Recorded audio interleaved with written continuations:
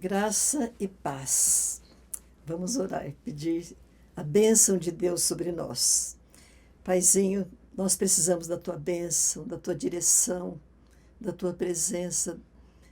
Nós precisamos, Senhor Deus, viver dependendo do Senhor. E queremos que o Senhor nos ensine isso, a depender em tudo.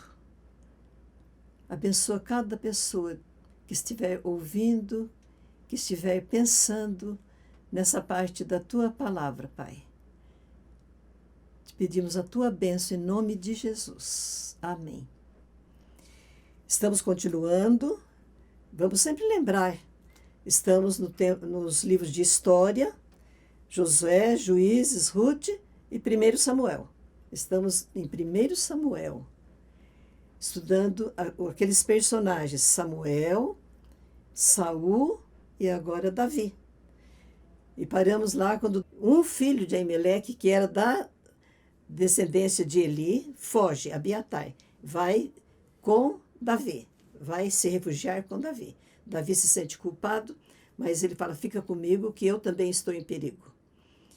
Aí veio a notícia que Keila era uma cidade e os filisteus estavam pelejando contra Keila, estavam invadindo e saqueando toda Keila. Os filisteus pelejaram, levaram o gado e fizeram um grande morticínio. E Davi foi para defender Keila. Ele consulta Abiatar, o sacerdote, que tinha no peitoral Urim e Tumim, e Deus fala para ele ir, que ele ia libertar Keila. E ele então vai e liberta Keila. Mas aí o Saul fica sabendo que ele está lá, em Keila. E os homens de Keila dizem que vão entregar Davi para o Saul. Então Davi teve que fugir agora com 600 homens para o deserto de Zif, porque o Saul todos os dias buscava Davi para matar. Ele não tinha sossego. O espírito mau vinha nele e ele queria exterminar Davi, porque ele sabia que Davi era o homem escolhido por Deus para ser rei depois dele. Davi e Jonatas renovam a aliança.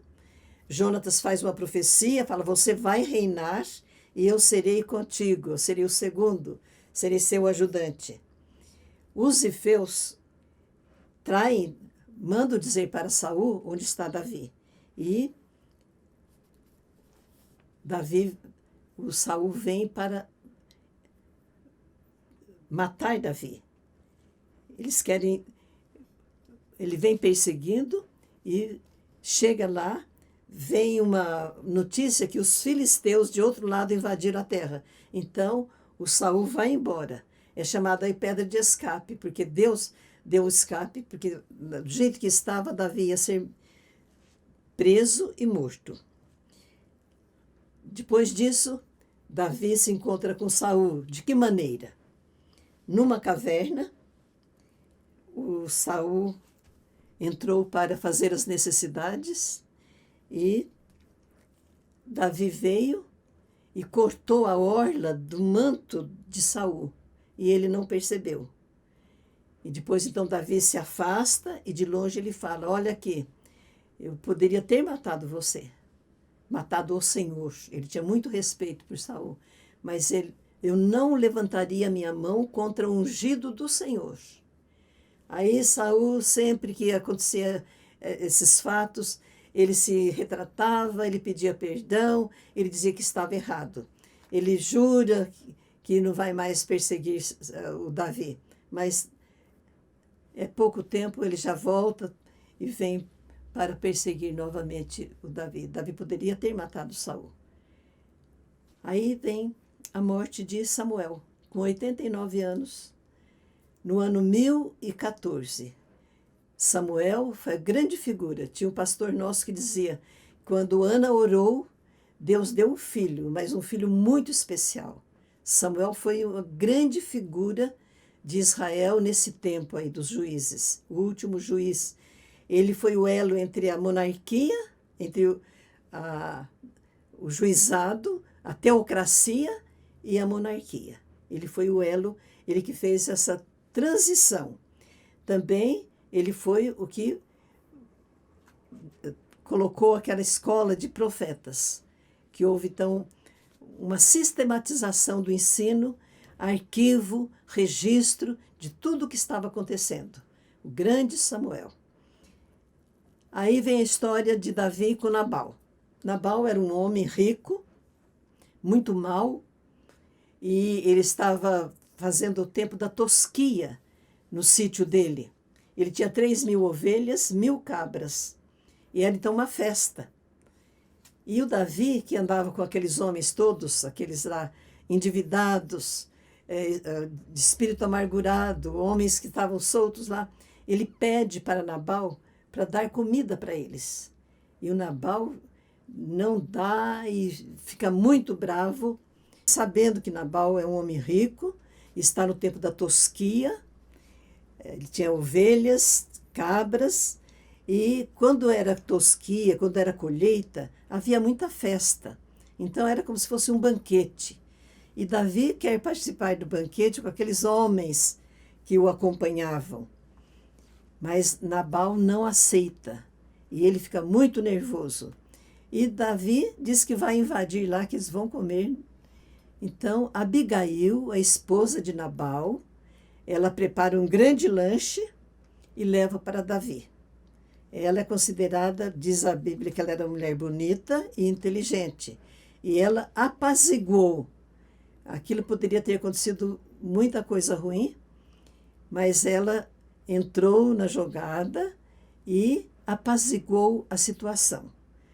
Trouxe bastante comida para aqueles soldados e tempos depois, dias depois, o Nabal morre e o Davi acaba casando com Abigail. É a segunda mulher de Davi. Muito bem. Agora, outra vez, no capítulo 26, Davi poupa a vida de Saul novamente. Saul estava dormindo numa caverna e perto dele tinha a lança dele, lança de guerra, e uma bilha de água. O Davi chegou lá com o comandante dele, e eles pegaram a lança e a bilha de água. Ninguém acordou. Deus deu um sono para Saul e para os seus acompanhantes, e eles não viram.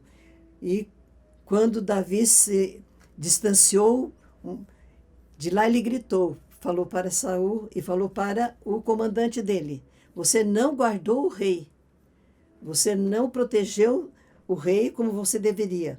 Então, eu poderia ter matado o rei Saul. Aí o rei Saul outra vez se retrata, pede perdão: volta, meu filho, não tornarei a fazer-te mal. Bendito será você, você vai fazer grandes coisas, você vai prevalecer. Era a conversa de Saul até que ele pegasse outra vez e pudesse fazer o mal para o Davi. Aí Davi, o que faz? Vai outra vez lá para o rei filisteu, para Aquis. Ele era rei de Gate, chamado Aquis, o filisteu. E o rei dá para Davi, fala: olha, Davi é um grande guerreiro e ele vem para o nosso exército. Então ofereceu para Davi uma cidade chamada Ziclag. Ziclag. E ali Davi se estabeleceu com 600 homens e suas famílias. Ficou ali em Ziclag 1 ano e 4 meses. O tempo vai passando. Deus está cumprindo o tempo para ele ser rei, mas há muito sofrimento, há muita luta, há muito problema para Davi resolver até ele chegar àquela situação. Então, o que Davi fazia? O rei era filisteu, cedeu uma cidade para ele.